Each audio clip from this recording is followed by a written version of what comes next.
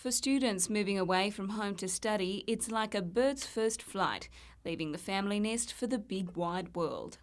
Leaving home. It's scary, but it's exciting. It'll be a bit awkward for a while, but looking forward to it. Well, I've tried not to get too upset, to show that I'm too upset, because she's really worried about it as well. So, I've just tried to support her as much as I can and help her out. While you can plan and save for the financial costs, emotional costs are far more difficult to prepare for. A lot of having to do things for themselves for the first time, missing families even though they might have been keen to move away, and a lot of loneliness. I've been in Port my whole life, so coming here's something completely different, so that's pretty scary. For parents, it's a double-edged sword. While they are proud their child is going to university, they also experience a feeling of sadness. It's really strange because it's like my eldest daughter's the first one to leave home, so it's been really strange. You've got to let them go, but you don't want them to go. So I'm really happy she's doing what she's doing, but it's really hard. So it's that whole letting go process on both sides which can be difficult. But there is a way to cope. Counsellors say one of the best ways for students to adjust to a new town or city is to join local social and sporting groups. If people don't develop some kind of social network, then they often stay unhappy for quite a long period of time, so it is quite crucial to do that. Parents are encouraged to keep in regular contact, but to also forge a new interest in their own lives. And of course, for parents who are feeling a bit lonely and missing their children, it's a time in their life when they can start to think, OK, well, what about me? University is an important stepping stone to future careers where lifelong friends are made and many students discover life outside the family nest. And while there's no place like home, students have plenty to look forward to. Yeah, definitely. And my mum. All my friends are moving. It's a bit weird, but yeah, I'm looking forward to making new friends and a new life.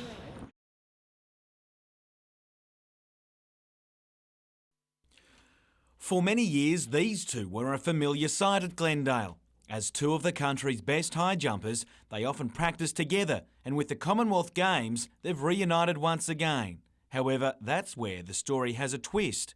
Come next month, Nick Moroney will don Australian colours, while Belmont-bred Mark Taylor will represent Scotland. So it's a great feeling. I guess you put all the hard work in for so long and then the rewards come. The son of a Scot, Taylor journeyed to his father's homeland to enjoy a working holiday 2 years ago.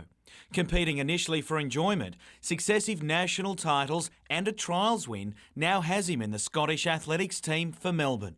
The anthem, I don't know the words. I don't know any wee words, but I might have to look them up. I've heard the anthem, but I can't sing it now. If Moroney has anything to do with it, it'll be Advance Australia Fair that will get us start at the Games. Jokes aside though, the fact they can push each other in training once again may yet be measured in medals. It really is an individual sport, and often I think as high jumpers you think of the bar as being your biggest competitor. So I think we'll work together and help each other out. In competition though, this friendly battle will remain a highlight, with bragging rights very much at stake. This could be the last competition for both of us, so it's pretty important. There's a lot riding on this one, just between the two of us. Jim Callanan, NBN News.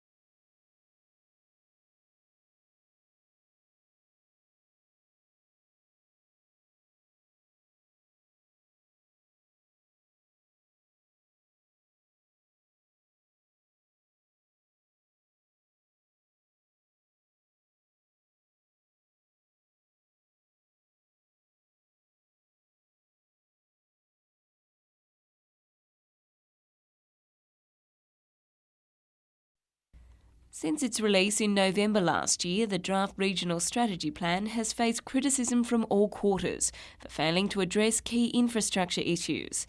While admitting it was not a solution for all infrastructure projects struggling to secure state or federal funding, Minister Costa certainly flew the flag for public-private partnerships, or PPPs, during his address of the Property Council lunch. He was adamant the only way to get the upgrade of the Pacific Highway completed in a reasonable timeframe was to get a private company involved, but went on to say the project could learn from Sydney's mistakes. Again, the lessons of the Cross-City Tunnel are that whatever you do, you need a free route, and that free route to be guaranteed, and certainly that'll be the basis of the New South Wales Government's approach. He also suggested it was an option worth considering to upgrade the F3 freeway. The finalised regional strategy plan is due around state budget time. Jessica Phyllis, NBN News.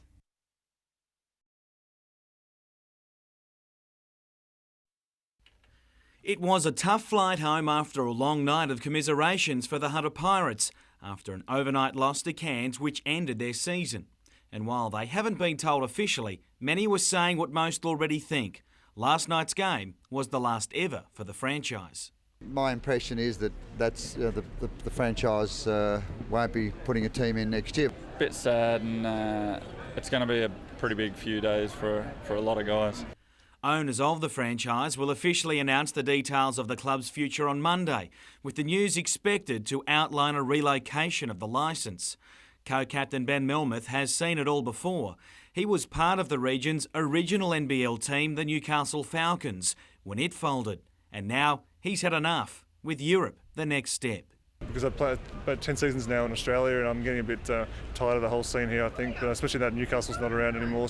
That's after a rest, something everyone is looking forward to. My biggest thing right now is just to get the foot right and probably get home and see the wife and daughter. So that's all I'm sort of worried about right now.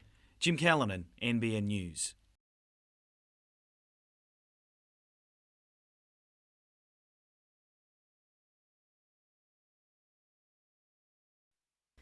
A change of name and a change of tack.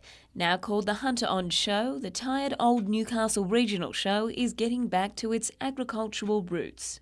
We want to take the focus away from just being a carnival with sideshows and show bags and get back to those traditional elements, what a show's all about.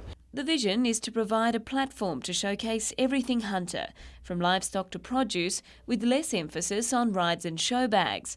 After a several-year absence, attractions like the woodchop will make a return, so too will dairy cows, and something new that proved a crowd pleaser at the Royal Easter in 2005, flying pigs. And in a bid to improve dwindling crowd numbers, the Hunter On Show will no longer be a March affair, instead running from the 25th to the 28th of May, with the public holiday on Friday the 26th. Shifting the dates back to May means the new Hunter On Show won't be in direct competition with the Spears Point venture, and hopefully the weather will be kinder at that time of year. It's also designed to generate more sponsorship. We're getting a lot of organisations who are not terribly interested in being involved because of the short lead time from when they get back after Christmas. So this gives us an extra 3 months. Jessica Phyllis, NBN News.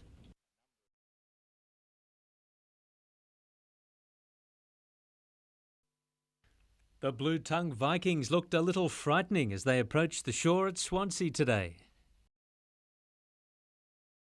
But while they appeared menacing, the raiding party wasn't interested in pillaging, just having a feed and then getting on with the business of delivering boxes of toys and equipment to local school kids. The Blue Tongues, named for obvious reasons, are part of a 90-strong throng of floating fundraisers spending a weekend on the water. The ultimate aim is to raise as much money as we can, and that money is then redistributed through the local area to kids who have special needs, etc., buying wheelchairs and walking frames and things like that. So it's just a fun way of trying to raise money. The crew from the Love Boat looked on as children from Swansea Public School were treated to a special show from none other than Super Hubert. Over 8 years, the event has raised $300,000 for children, and the Splash fundraisers are the biggest kids of them all. Paul Lobb, NBN News.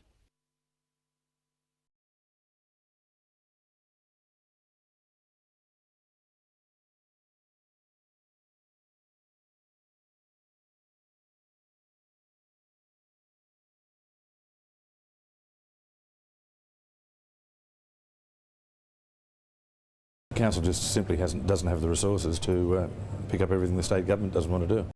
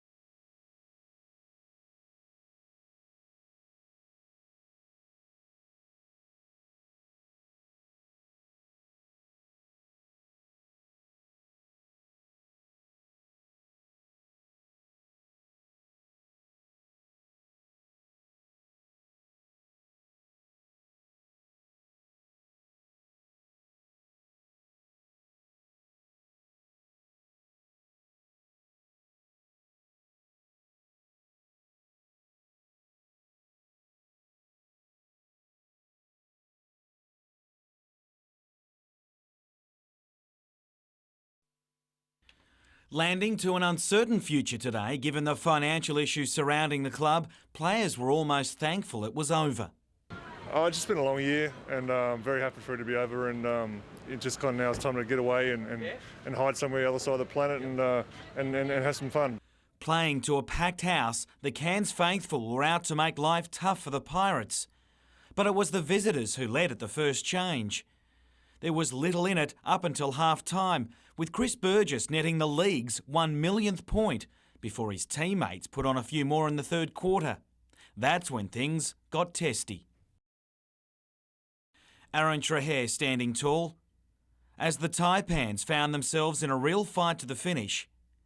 Down by 15 points midway through the final term, Hunter fought back to within 3 in the dying minutes.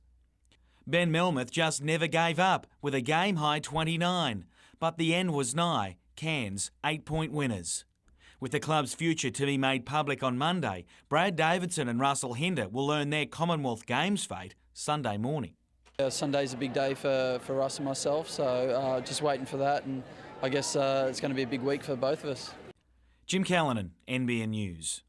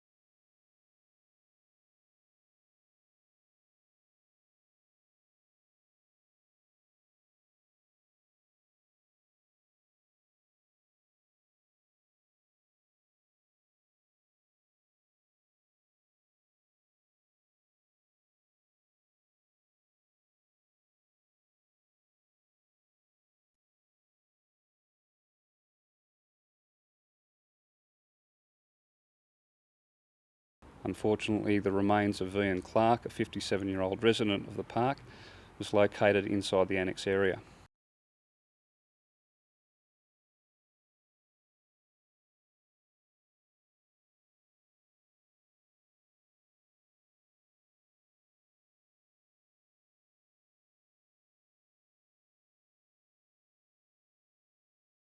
Fabulous storming to the lead now with 100 to go, and Absolutely Fabulous is running away from Lovely Leo. Absolutely Fabulous beat Love You Leo. Boncour, I'd say, may have just lasted for third in front of Up and Doing, which came from last. And then in behind those horses next we had May.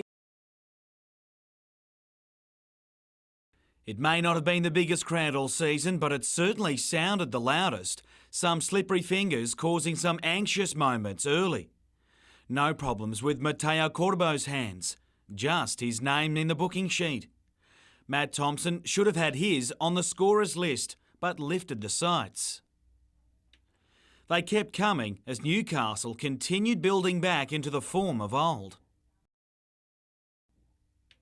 The opener nearly came minutes into the second term, but again the Mariners found a way around it. No one knows how Jets defender Cordoba got away with this. Alan Picken pinned when his teammate was the culprit, but it saved the Uruguayan his marching orders. But as the back of the net continued to prove elusive for Newcastle, the Mariners sailed down the other end to poach one for themselves. If you thought the travelling supporters went off, how about the coach? Liam Reddy saving further trouble from point-blank range.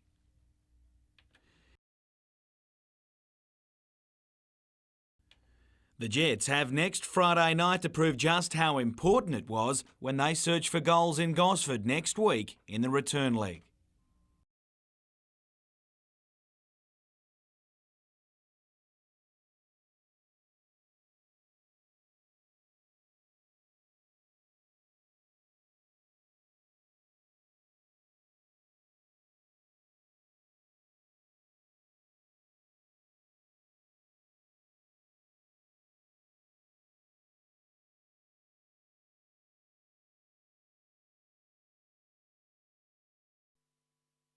It's registration time for the winter sports, and at the Waratahs Rugby Union Club in Newcastle, there's an added bonus.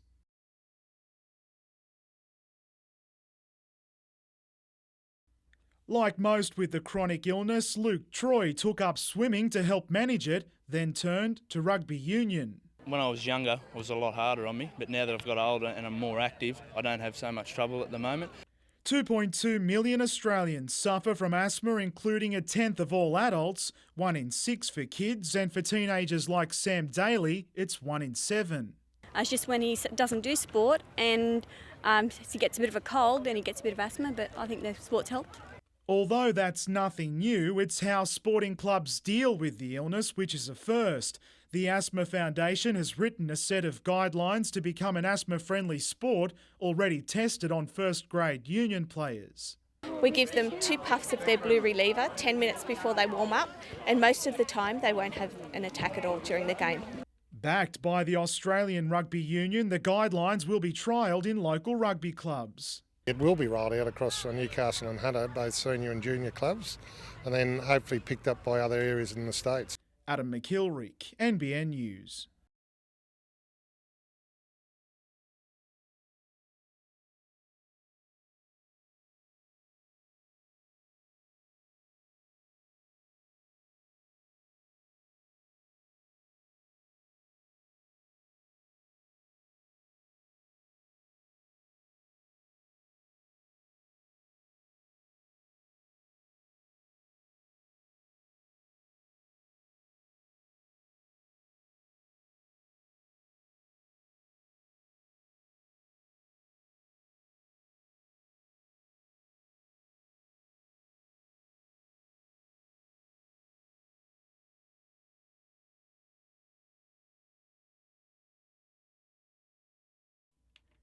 When fire crews arrived at 2 p.m, the bushfire was raging and residents were preparing for the worst. I was mainly outside, just hosing everything down, keeping the place wet. My wife was inside madly packing, and a few possessions and clothing and all our photos, as many as we could anyway. But with 38 rural firefighters on the ground plus 2 New South Wales fire crews, the blaze was quickly brought under control and backburning was soon underway, while a change in the direction of the wind also helped. We managed to backburn behind the houses and contain the fire from any property threat, and at this stage the fire is still uncontained. We're currently backburning. But it was still a tense afternoon for some staff of Morisset Hospital who live in weatherboard homes completely surrounded by dense bushland on the hospital campus. Well, I thought, well, dear, we've just actually done a lot of painting inside. We've done a lot of it. Oh, dear, what a waste. But yeah, it's a scary thing. 80 hectares was burnt out. It's not yet known what caused the blaze. Meanwhile, mopping up continues at Tomago after a hot exhaust of a 4-wheel drive sparked a massive grass fire on Saturday. Jane Goldsmith, NBN News.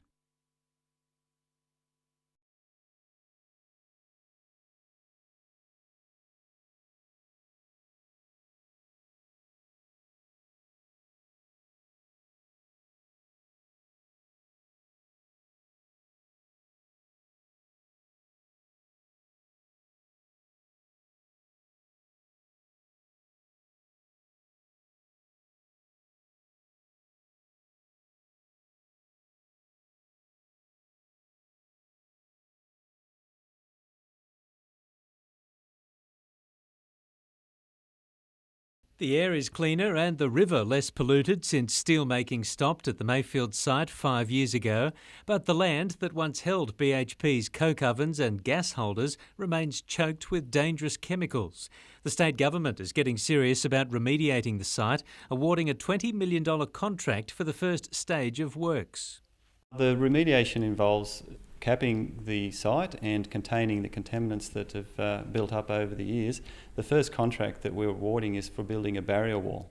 At 1.4 kilometres long, that underground barrier wall will surround the most contaminated part of the site.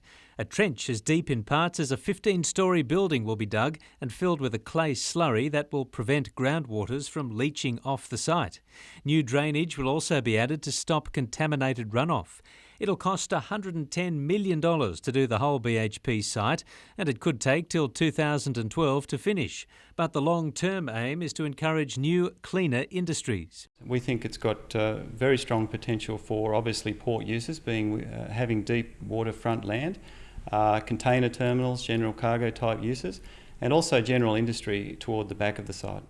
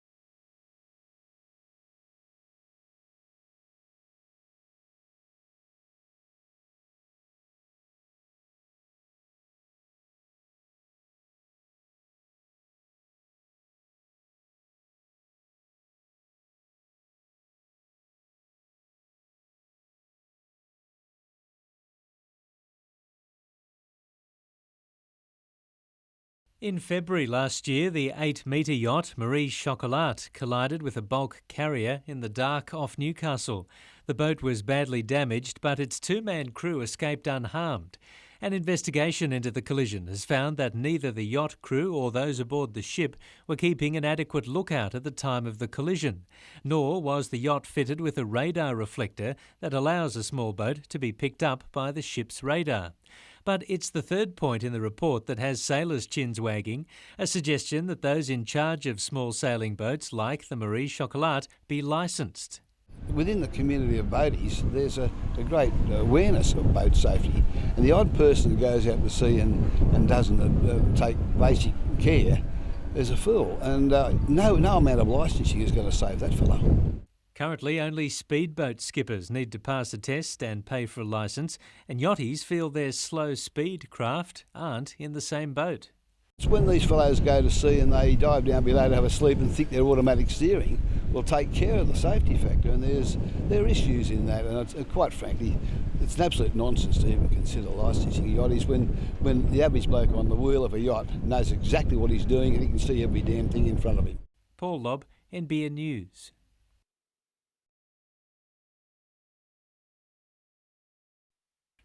It's a typical looking squad for a first trial, a mixture of established first graders with many who are pushing to join that elite group. But most encouraging for Newcastle is the number available. Probably the healthiest we've been for a while. We've still got a couple of weeks out before we start, but I'd like to think that we'd have a high percentage of blokes available for round one. While Andrew Johns will travel to the Alice along with Danny Badiris, their duties will be restricted to the promotional side, leaving Kurt Gidley as skipper. It's a nice honour. Haig's told me this morning. It's always good to captain Newcastle. So it's it's something that I'll enjoy. That's for sure. Few know exactly what to expect though. Least of all English representative Brian Carney. The winger will be suiting up for his first game in his new club's colours. I've been watching the weather forecast every day and it's not coming down. It was 41. I thought it was a misprint. Jokes aside, he knows first impressions often last. Some of these guys have played together for a long time and it's important that I can hit the ground running. While avoiding injury is usually the key in these games, no one will be holding back. Whether people say the score doesn't matter, it does matter to the players when you do have a win in a trial. Jim Callanan, NBN News.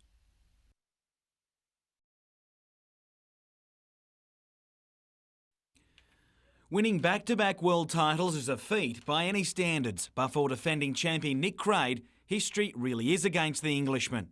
No European sailor has won the OK Dinghy world title in the Southern Hemisphere for over 30 years. I think it'll be hard because the Australians have been putting a lot of time in. It's the end of their summer, we're coming out our winter, so I'm a little rusty.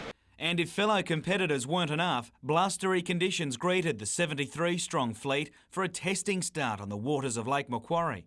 Sailors from 7 different countries are taking part, including former world champ, 60-year-old Jorgen Lindhartsen, who took a commanding lead after rounding the first mark of the opening race. The Danish master overcoming his younger rivals to finish first, followed closely by fellow countryman Jesper Petersen. The first Aussie across the line was Andre Blase, while Craig finished 9th.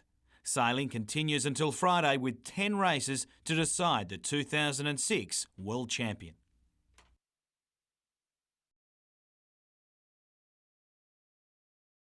Back to work today for almost everyone. Striker Ante Milicic not training, but his absence was only precautionary.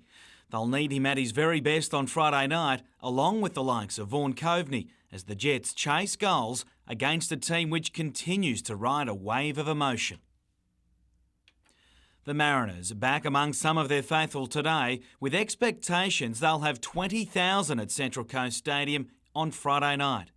Motorsport and Hunter Motorcycle Club's Long Track Masters were run and won at Barley Ranch Raceway at the weekend.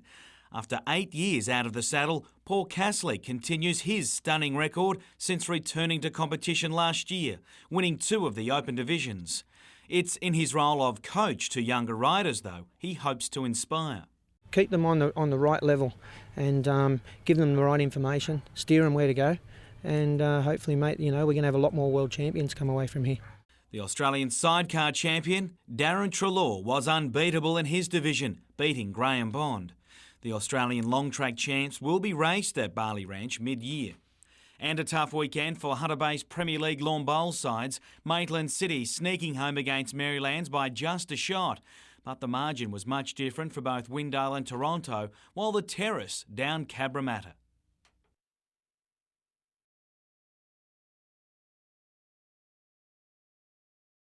It's taken 5 years' hard work for Sarah Andrews to become an overnight sensation.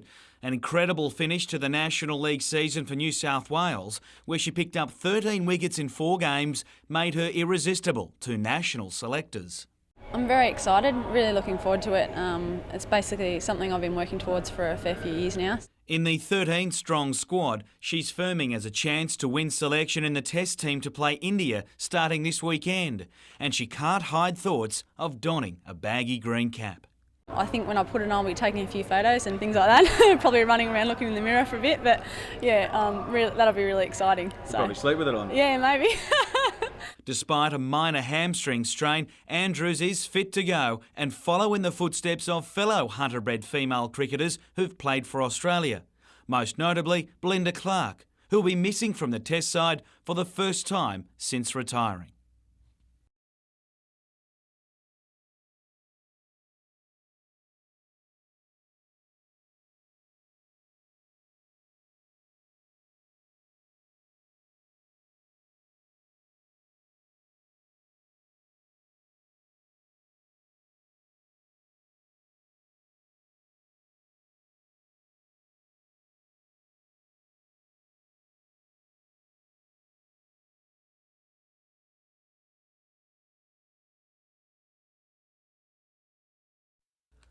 Almost 24 hours after the sentence was handed down, Wallsend locals were still trying to come to terms with the headlines. For those who either know Renee or her father Bob, a jail term longer than the prosecution's suggestion of 20 years was hard to understand. It's a shock to him, and I think it's a shock to everybody. Since he cooperated, I think she still should have got the 20 years instead of the life sentence. I think she should have got the lesser thing, for sure.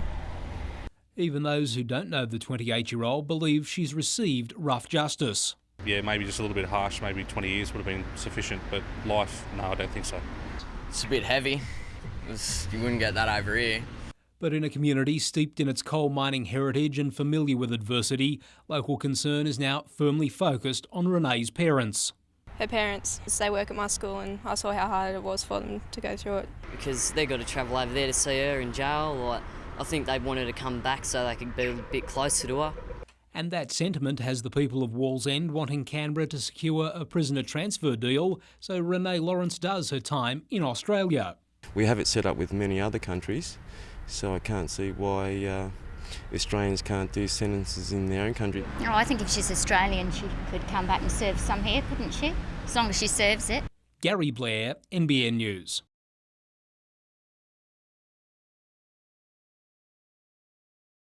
After a pleasant sail up from Sydney and a relaxing night moored on the eastern side of the bridge, things turned sour for the yacht Meridian and her crew this morning. The 13-metre craft became pinned against the bridge by a fast-moving current after its propeller was fouled. He's been manoeuvring, waiting for the bridge to open. He's drifted down and hooked up an anchor warp off a fishing vessel that was anchored near the bridge. Lost all his power, and then with the very strong currents here, he swept and jammed himself against the bridge. The skipper's wife suffered cuts to her hands as she attempted to pass ropes to the bridge. She was taken to hospital, leaving her husband with the boat. A small crowd of onlookers gathered to watch the drama, and as the current started to ease, the lake's 2 New South Wales Maritime Authority boats attached tow ropes to the vessel, pulling her to safety. His wife had been injured, so we waited till she got off, and then basically waited till the tide had just about turned before we pulled him off bow and stern, and he came away quite well, actually.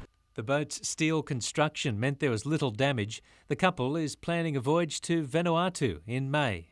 Paul Lobb, NBN News.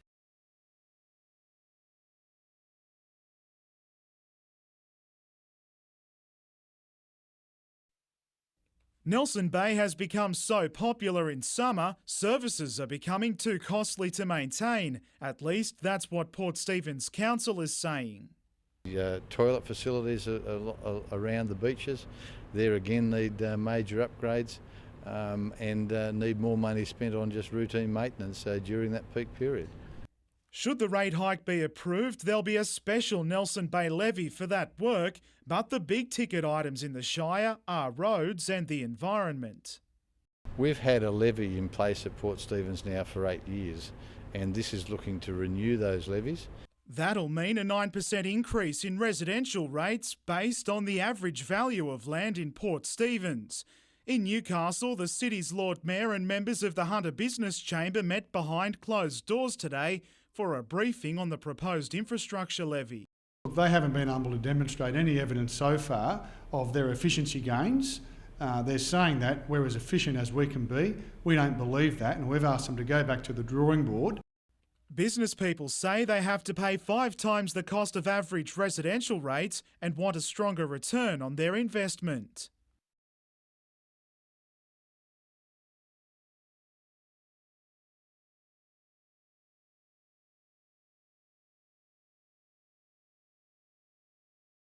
They've let the water get to such an unacceptable level that it's cost 20 people their jobs and a couple of $1 million worth of investment. So I think we deserve some answers from them, not just, oh, it's the council's fault. That's not good enough.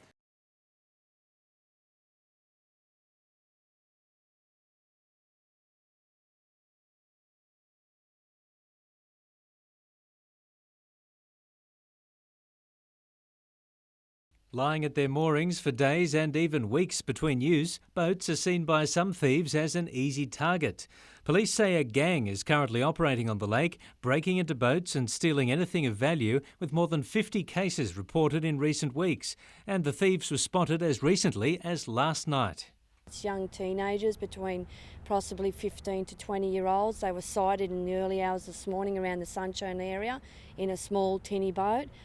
Boats in Belmont Bay have been hit hardest, while craft have also been targeted in Wangi, Valentine, Toronto, Marmong Point, Butterbar, Elibana, Burrigal and Marks Point. Electrical items are at the top of the shopping list, followed by tools and fishing tackle, and police say it's possible many owners are yet to discover they've been robbed. A lot of boat owners probably won't go out to their boats for 2 or 3 weeks at a time, so I'm just urging boat owners to take a visit out to their boat and make sure their property is secured, and if it's not and things have been taken, please report it to police as soon as possible. Paul Lobb, NBN News.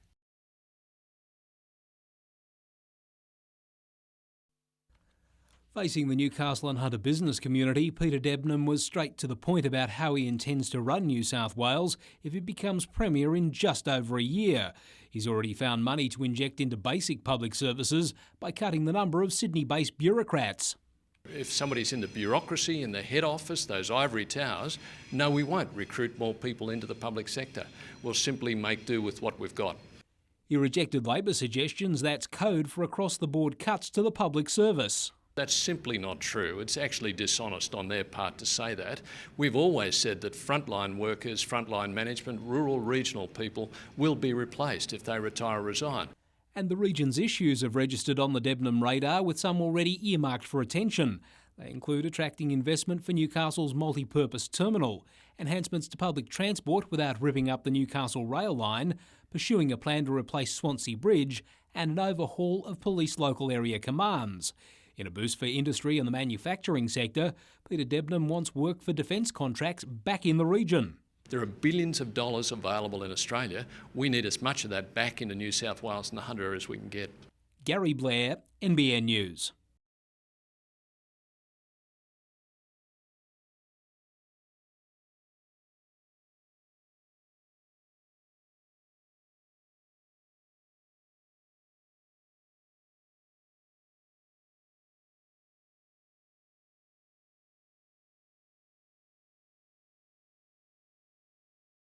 Well, I'm rather surprised the comic has lasted as long as it has, but they're just the same. It was a very good comic.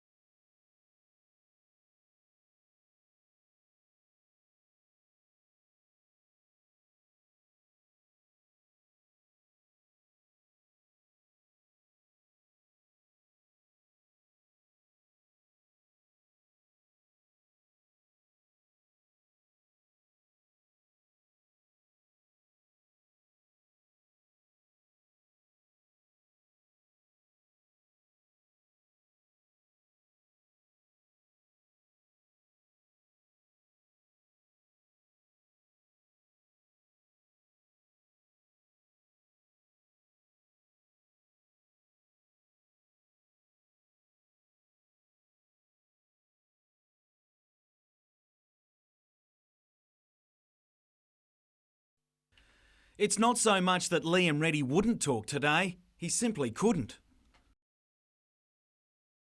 The club's Sydney-based legal representative will do it for him tomorrow night at the judiciary hearing after he was charged for violent conduct after this incident on Friday night.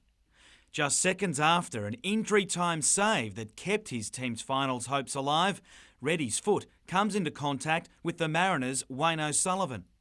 It initially went unnoticed by match officials, but a review of the game led to the violent conduct charge. With a suspension now a distinct possibility, 36-year-old Andy Pedersen comes into the frame. And what a match to make your A-League debut.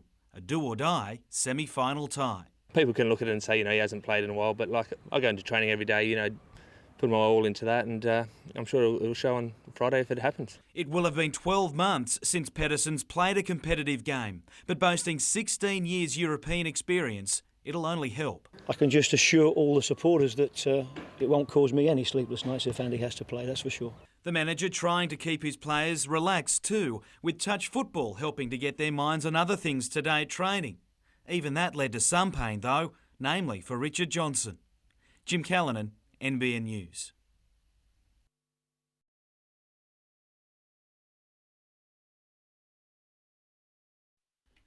Pirates co-captain Ben Milmuth has already seen one basketball club come and go in his hometown, and now that a second looks headed overseas, so's he. The frustration has led him to looking towards Europe, but if the Pirates' licence lives on, at least that will be some consolation. It's great for the league. I mean, it's about time the Asian market got tapped into, because there's a lot of money over there, and it's going to be fantastic for basketball and for the sport in the region. It's understood the relocated franchise would run like a locally based club, with the roster to be filled by 8 Australian players and 2 imports. I think that would be an experience to go and live overseas and play. I think it would be some very long road trips in there at different stages, but yeah, it's something that I think you'd have to have a look at.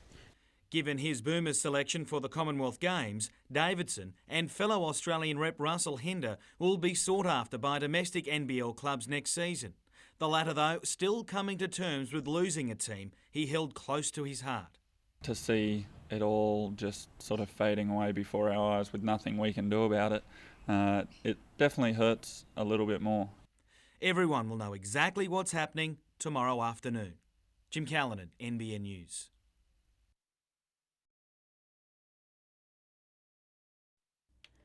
Joel and Genevieve Onslow from Patterson exchanged the ultimate Valentine's Day presents, wedding vows and rings. The young couple decided it was the perfect time to take the plunge when love is definitely in the air, and Valentine's Day also has special significance for them. That's when I proposed to Genevieve in Sydney on Observatory Hill. I made a picnic and took up there and proposed at sunset. 4 couples tied the knot in Newcastle today, with another 24 brides and grooms in Sydney saying I do. No problems from now on remembering the anniversary? No, that's a bonus. I can't forget. All day, florists across Newcastle were frantically creating bouquets of flowers. Roses again the popular pick. We've been flat out. We've run out of roses, so it's doing crazy. And the love bug had even bitten some of our emergency workers. Jane Goldsmith, NBN News.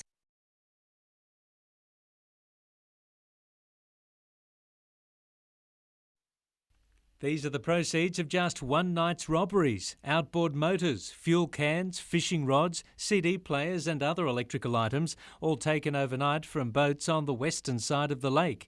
A gang of floating thieves has been working every night for the past few weeks, and after NBN broke the story last night, a local at Marks Point called police when he saw 2 young men coming ashore with the loot. This morning 2 persons were arrested as a result of information that was received by members of the public, and a quantity of property has been located that's been stolen from a number of vessels in the Lake Macquarie area. Arrested was a 20-year-old from Belmont and a 21-year-old from Marks Point.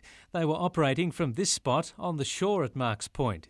Witnesses saw them setting out about 2 a.m. and returning at dawn with 2 stolen tinnies full of equipment, which they began loading into a Holden Commodore. It's now thought they've hit as many as 100 boats in recent weeks.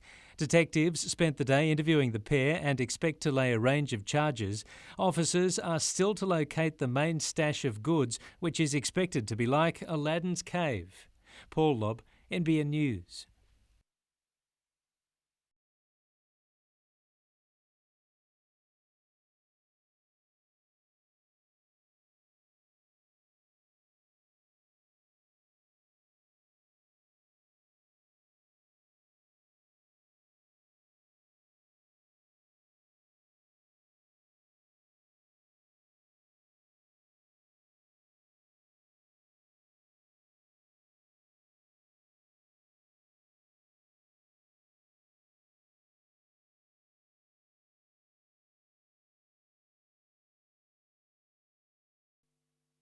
The slow and excruciating death of the Hunter Pirates continues.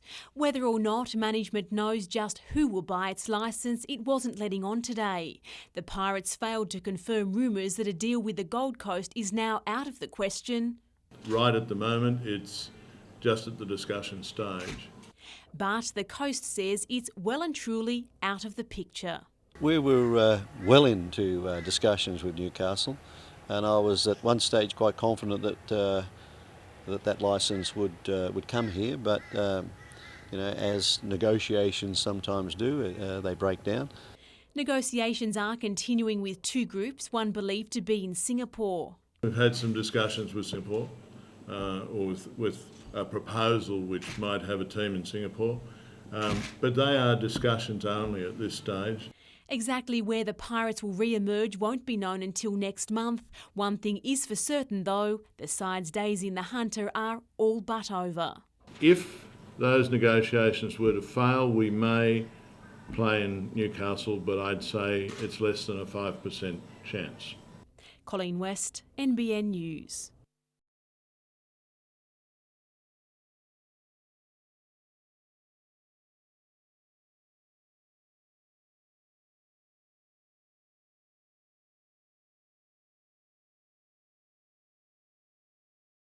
The museum would have a greater future, a better future, if it was relocated to a position such as where the railway workshops are.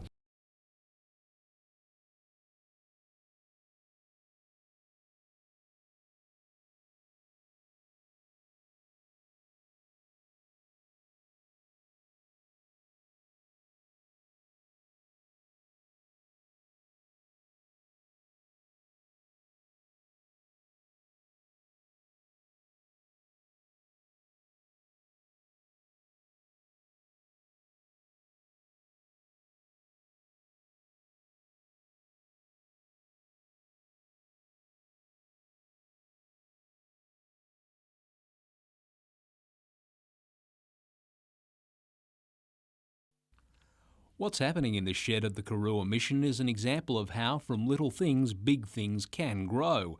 Just 6 months ago, the local Aboriginal Land Council and volunteer instructor David Benson began a wooden boat building project so young people could connect with their ancestral traditions. And they were boat builders from centuries ago. So this is part of the big plan of trying to get people back into boat building and back onto the water. Participants have learnt woodwork and boat construction skills, gained recognised technical qualifications, and they've already developed variations of their original rowing boat. They're heading towards a little powered boat with an outboard on the back, so they've explored that. And we have made a sailing vessel. It's hoped the project can become financially self-sufficient with 2 craft already sold to buyers from Coffs Harbour and Melbourne, plus becoming a potential focal point for a Karua tourist trail. Prospects welcomed by the Aboriginal Affairs Minister during an inspection today. Young people are actually achieving the educational outcomes that we want to see in Aboriginal children, and they're sort of getting the jobs that we need to see them for their community. Gary Blair, NBN News.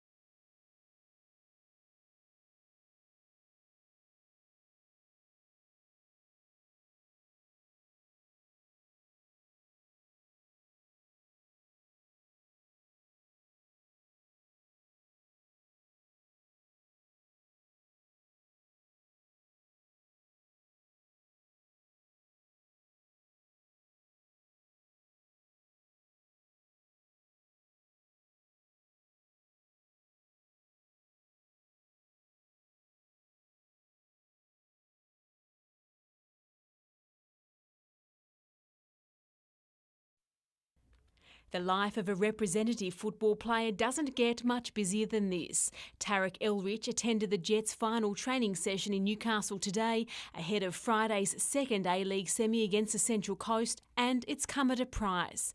He's missing a training camp with the young Socceroos squad, the very team he'll be playing for in Sri Lanka next week. We haven't really played a big game together yet, so it's going to be interesting. They're away on camp today at the AIS again. But Richard Money told me last week after the game that he wanted me to stay in Newcastle and come down with the boys to the Central Coast.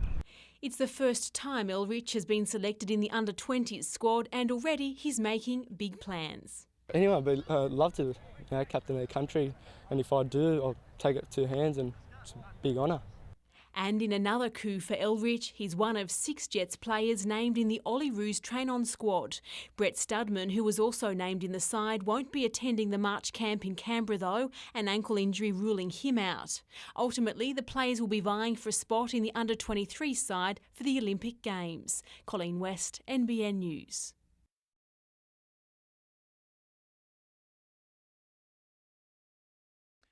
Pink is a colour many men refuse to be seen in, but Paul Peters is proud to wear it. One of only 3 male pink persons at Maitland Hospital, Paul says he has no qualms about the colour of his shirt. A uniform is a uniform, and if it's part of the uniform and you like what you're doing, well, who cares? After spending time in rehabilitation himself at hospital, Paul joined the service to thank the staff for their support. Wanted to do something to give back to the hospital system that has helped me get to where I am today. He's also made history by becoming the first male vice president of the Pink Ladies at Maitland in the 40 years of its service. The men joined 34 Pink Ladies at the hospital, helping provide personal care and support to patients. Making cups of tea, reading the newspaper and doing little activities, whether it be playing dominoes or playing cards, and generally trying to brighten their day up. And it seems having a man in pink isn't too bad after all. It's different, yes, very different, but we'll get used to it. Because when you've had just all women all the time, it's...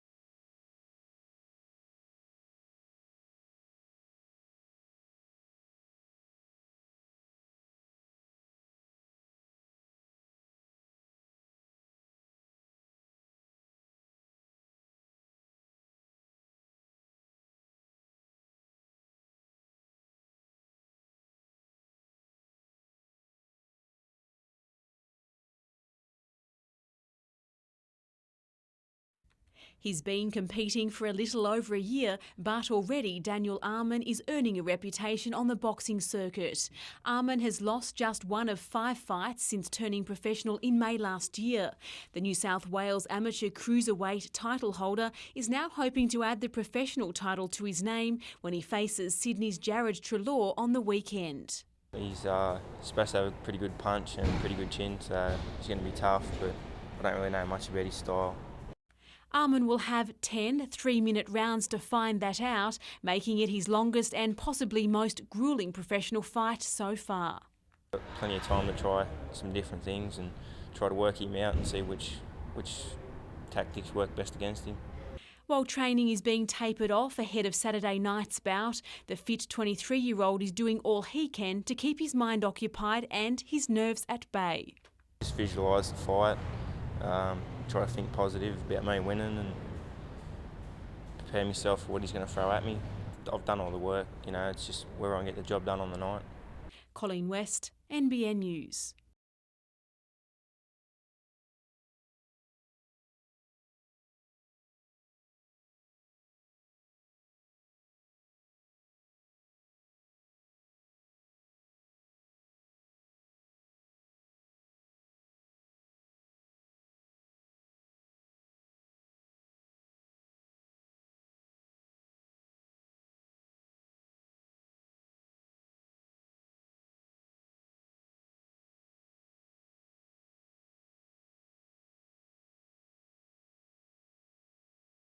A must-win game or the Jets can kiss their football season goodbye.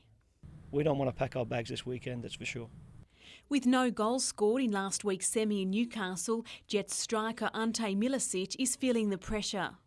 haven't scored as many as I would have liked in recent weeks, but you know, hopefully this Friday we can be the team to score first. I think that's the main thing, you know, and that'll give everyone just that little bit of extra confidence. And that extra confidence may just come in handy as the Jets enter a region experiencing a serious case of football fever. Yesterday's decision clearing Jets goalkeeper Liam Reddy to play tomorrow night may be answered prayers for Newcastle. Would have been very disappointed not to be out playing in the biggest game of the year after playing every game, so just relief really. For the Mariners, however, it's what they expect from finals football. We're not phased one way or the other. It would have made no difference to us anyway. You know, we've got a job that we have to do and, you know, we're ready to do it. Finding an early goal is part of Newcastle's game plan, but so too is patience. Football manager Richard Money urging his boys to be on their game for the full 90 minutes. Colleen West, NBN News.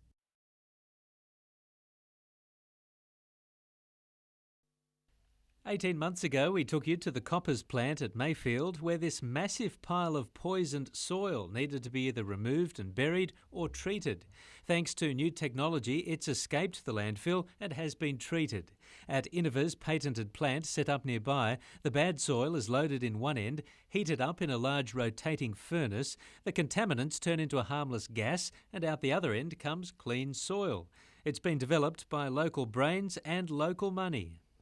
The process that we've developed here is suitable for rendering all types of contaminated soil clean that are contaminated with what are called organic pollutants.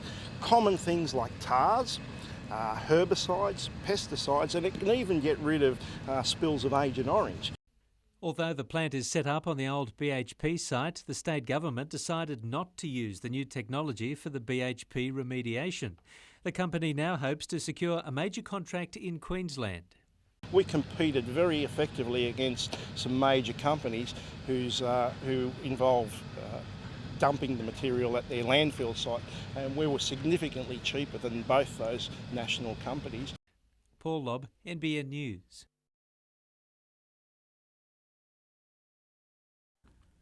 This morning's harvest was history in the making.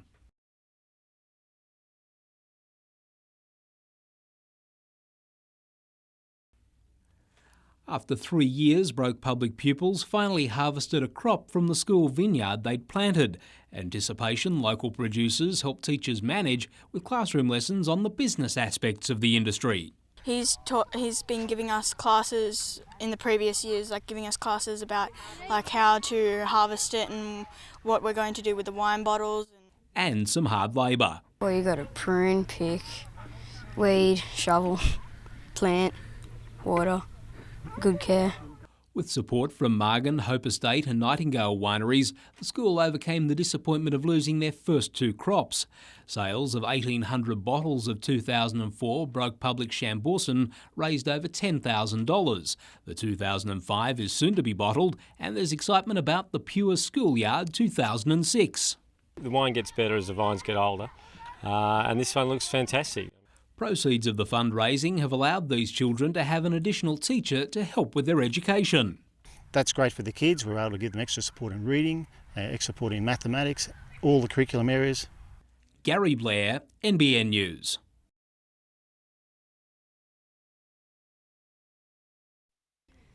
In less than a month, these amusements have made appearances at showgrounds in Brisbane, Berry, Nowra and now Maitland. Along for the ride, another semi-trailer, which may not twist upside down or perform any gravity-defying tricks, but it still does something pretty special. For 80 kids whose parents work at the show, this truck is school. Like any other school, it's just that we're on wheels and logistically we have to deal with travelling to a different town every week. From a concept sketched on an airline serviette more than a decade ago, the Queensland School for Travelling Show Children was born. The independent learning facility provides a complete education for preschoolers through to Year 7 students, setting itself up in the playground of a different school every week. Zara Blades' mum and dad run the Dodgems and Laughing Clowns at the show. She started at QSTSC when she was just 4. She's now in Year 5. It's good because at every school we go to, we meet new friends, and sometimes the next year we go to the same one, we still have the same friends as we had the year before. And that's not the only advantage of being part of a moving school. Probably the air conditioners, because lots of other schools don't have them. Jessica Phyllis, NBN News.